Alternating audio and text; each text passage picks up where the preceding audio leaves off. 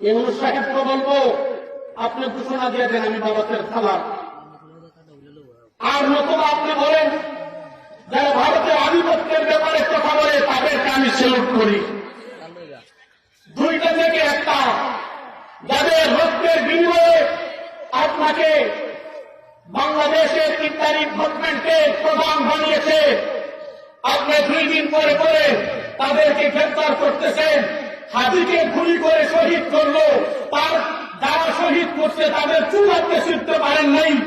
আপনি জুলাই যোদ্ধাদেরকে ধরে ধরে, এই তো গেছে পরশুদিন, গেছে কালকের আগের রাত্রে আপনি তাহরিমাকে জেলের মধ্যে বসছেন। আবার আমার হবিগঞ্জের সূর্য সন্তান মাহদি হাসান সিয়ামকে ধরেছে, ও আলেমদের হাতের মধ্যে হ্যান্ডকাপ লাগিয়েছে। আমার সিলেটের সূর্য সন্তান আল্লামা মুফতি আইনুল ইসলাম কাসেমীকে আপনি জেলখানার মধ্যে পড়েছেন। আবার আতাউর রহমান বিজ্ঞানপুরী যারা ভারতের আধিপত্যের কথা বলে, বিরুদ্ধের কথা বলে, তাদেরকে আপনি জেলখানার মধ্যে ভরে দিয়েছে। পরিষ্কার করে বলবো, তাদেরকে নিঃশর্তভাবে মুক্তি দিতে হবে, নতুবা আপনাকেও ছেড়ে দিবে। ঠিক আছে, আগের রাস্তার জন্য আপনি অপেক্ষা।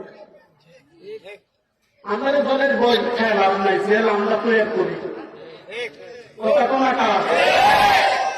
এই দেশের মধ্যে হাজিকে গুলি করছে, এখনো পর্যন্ত ধরতে পারে নাই। উর্দুতে করে দেয় শুনে রাখো ভাই, আবার অন্যরা করেন না, উর্দুতে বললাম আপনি এই দেশের মানুষের আত্মহাস আপনার কানে যাচ্ছে না। আমাদের যুব সমাজের এক রত্ন, এক সম্পদকে তারা শহীদ করে দিয়েছে। এখনো পর্যন্ত বিচার আপনি করার জন্য কোন প্রক্রিয়া গ্রহণ করেন নাই।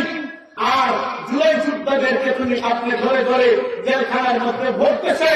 পরিষ্কার করে কথা, আল্লাহু আকবার।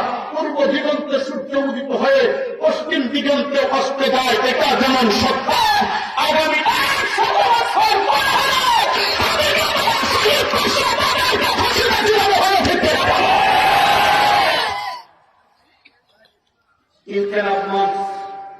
এখন এই বিষয়টা নিয়ে সরব আছে, আমরা তাদের সাথে থাকবো। ঠিক কিনা? রাজনৈতিক কোন দলের পক্ষ থেকে এখনো কোনো কথা নেই এই ব্যাপারে, না কেন নাই? যা গিয়া যে কি করবে দেশে ঠিকঠাক হয়েছে জান, কেউ বলে নাই। ইসলামীয় আর কোন ইসলামীয় কেউ করে নাই। এমনি শুধু যদি সবাই এক বাক্যে কথা বলতো, এই সন্ত্রাসীকে একদিনও পার হইত না, তারা ফাঁসিতে ঝুলানো হইত। ঠিক কিনা বলে?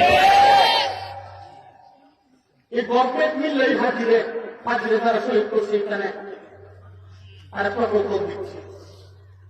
আমি একটু বড় কথা বলে দিচ্ছি, এখানে গোয়েন্দা বিভাগ থাকতে হবে, থাকলে লাভ নেই, জানা হিসাব করে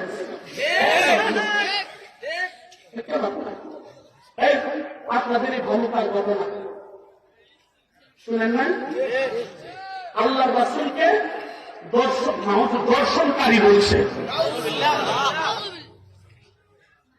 মারহুমের কমিনারে জাহান নামে পাঠায় দিচ্ছে। ডক্টর ইউনূস ভেরিফাইয়ের মধ্যে স্ট্যাটাস দিচ্ছে, কইছে 7 জনকে গ্রেফতার করছি, বাকিদেরকেও গ্রেফতার করবো। ইউনূস সাহেব আশেখা রাসূলদেরকে ছেড়ে দিতে হবে। ঠিক কিনা? জোরে বলেন।